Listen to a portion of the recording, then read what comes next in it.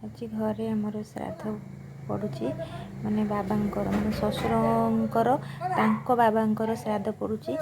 ତ ଶ୍ୱଶୁର ଆମର ବସି ପାରିଲେନି ତଳେ ପୂଜାରେ।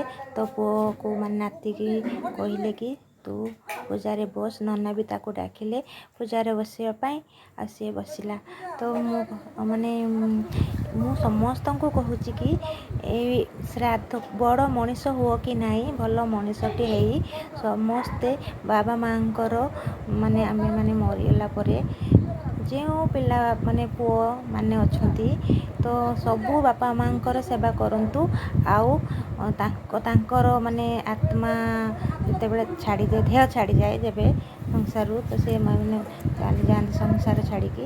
ତ ସେତେବେଳେ ପୁଅମାନେ ତାଙ୍କର ଶ୍ରାଦ୍ଧ ପକାଇବା ଦରକାର, ସବୁ ବାବା ମାଆଙ୍କର ଶ୍ରାଦ୍ଧ ପକାଇବା ଦରକାର।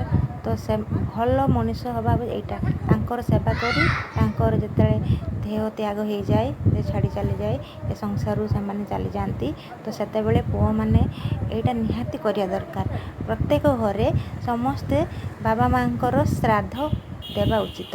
ତ ମୁଁ ଏତିକି ସମସ୍ତଙ୍କୁ କହୁଛି। ତ ମୋ ପୁଅକୁ ବି ଆଶୀର୍ବାଦ କରନ୍ତୁ, ଆମମାନଙ୍କର ସେବା କରୁ, ବାବା ମାଆଙ୍କର ସେବା କରୁ, ଆଉ ସେମାନଙ୍କର ଆଶୀର୍ବାଦ ସେମାନଙ୍କର ମୋ ପୁଅ ଉପରେ ଥାଉ। ଆଉ ମୁଁ କହୁଛି ଏଥିପାଇଁ କି ଆଜିକାଲି ଦୁନିଆରେ ଭଲ ମଣିଷଟି ପାଇବା ବଡ଼ କଷ୍ଟ, ଭଲ ପୁଅଟି ପାଇବା ବି ବଡ଼ କଷ୍ଟ।